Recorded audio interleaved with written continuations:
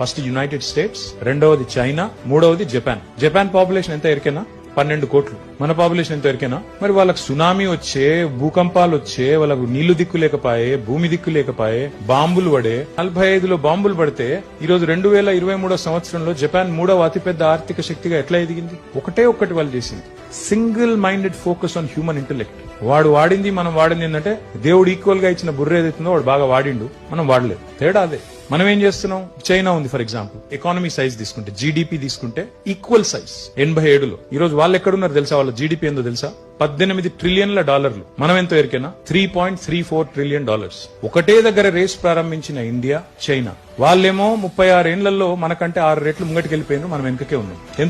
ఎందుకు అంటే మన ప్రయారిటీస్, మన ప్రాధాన్యాలు వేరైపోయినాయి ఈ దేశంలో. ఒకసారి మీరు దయచేసి నేను ఈ మాట అంటే నన్ను వేరేలాగా అనుకోకండి. మనం ప్రపంచ స్థాయి ప్రొడక్ట్స్ మీద మనం దృష్టి పెట్టలేదు. చైనానేమో డిసిషన్ తీసుకుంది, నా పోటీ అమెరికాతో, నా పోటీ జపాన్ తో, వాళ్లతో పోటీ పడతాను, ప్రపంచం గర్వపడే ప్రొడక్ట్స్ తయారు చేస్తానని వాళ్ళు అటు పెట్టుకున్నారు ఓరియంటేషన్. మనం ఏం చేసుకున్నాం? నా పోటీ పాకిస్తాన్ తో, నా పోటీ బంగ్లాదేశ్ తో, నా పోటీ శ్రీలంకతో, నా పోటీ ఆఫ్ఘనిస్తాన్ తో అని చెప్పి ఇక్కడనే తెచ్చింది. ఎందుకు? ప్రాబ్లం ఏంటి?